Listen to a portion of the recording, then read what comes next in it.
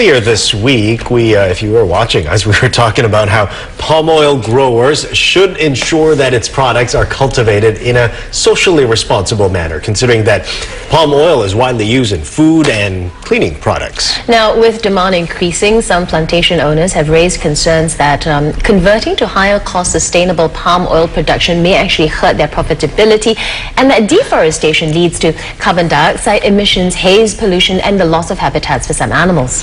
So joining us tonight to talk about this issue is Dr. Simon Lord, Group Director for Sustainability, New Britain Palm Oil Limited. And Michelle Desilets, Executive Director, Orangutan Land Trust. Thank you very much for joining us. Why don't I start with you first, Simon, because I know that the roundtable for the sustainable palm oil has just concluded. How effective do you think it was? Do you think it's, you know, how some of these talks are sometimes just lots of hot air, nothing concrete comes out of it. So how effective do you think it was this time around? I think every movement starts with talking, but it's when those voices, and it's a multi-stakeholder initiative, so there's a lot of voices to hear, but it's really the actions that are taken, and that dialogue has resulted in the last 10 years of about 1.4 million hectares of palm oil to be grown responsibly on a social and environmental footing. Right, Michelle, deforestation, of course, is one of the key concerns here with destruction of habitat. How severe is this problem for orangutan? It's very severe. I mean, the orangutan is in decline and plummeting, actually. It's estimated that as many as 3,000 orangutans a year lose their lives due to conversion of their habitat for oil palm. But with RSPO members, they have made a commitment, amongst others, to not clear forest such as those containing orangutans. So this is a very important thing for the future of the orangutans. As far as we're concerned, this decline in orangutans is almost predominantly at the hands of the palm oil industry, and it's now an opportunity for the palm oil industry to save the orangutan.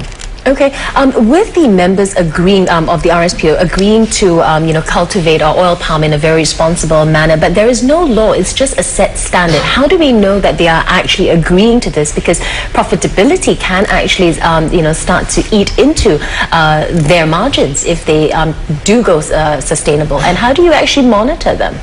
Well, I think definitions of sustainability talk about social, environmental and economic. We say simply people, planet and profit, and balancing those three is about being a responsible producer. Evidence that we have on recent studies is that family farms actually benefit directly with an increase in income by acting sustainably. So we don't agree that there's a negative impact on profitability. Okay, what about for smaller operators of palm oil? I mean, what role can the government play? What incentives do you have for them to? I think you can incentivize agriculture two ways. You either pay a premium or in fact you legislate. The RSPO hasn't yet engaged fully with governments. It will be doing so. It was a voluntary standard and it needed to develop and evolve. Now I think is the time to involve governments, and many governments are making commitments, as we see all around the world, requesting, demanding sustainable palm oil that's grown responsibly. So I think governments have a role to play, and I don't think it impacts the smallholder.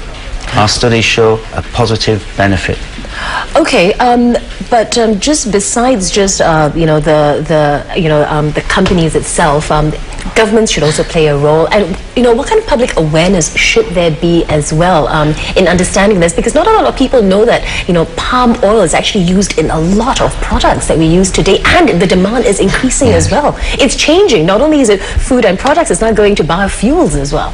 You're absolutely right. I mean, from toothpaste and soap to noodles and ice cream, it's everywhere. We can't avoid it. And therefore, everyone has a part to play in insisting that the palm oil that's in the products they consume is certified sustainable palm oil.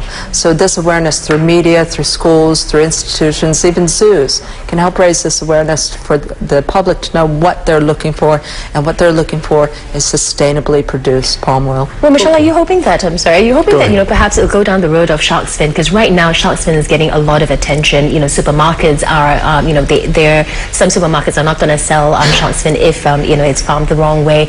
Restaurants are not not going to cook shark's fin. Do you think then orangutan can be, the understanding awareness of orangutan can actually go that direction? I think so. We see it a lot in the West. Western countries are very concerned about the orangutan, very charismatic species. And within the countries themselves, Malaysia and Indonesia, the young people are very conscientious about the issues facing orangutans. Surely there's a lot of work still to be done to raise awareness for this issue, but just to reiterate that it's unlike shark's fin, it's not about avoiding this product. It's about asking that this product is done responsibly. And essentially, that's what shark's fin is. You're asking for responsible behaviors from restaurants and so forth. And responsibility with shark's fin is not cutting the fin off the shark, isn't it? Right. Okay, thank you very much. Speaking there to Dr. Simon Lord, he is the Group Director of Sustainability for New Britain Palm Oil Limited. And Michelle Desilets is the Executive Director of Orangutan Land Trust.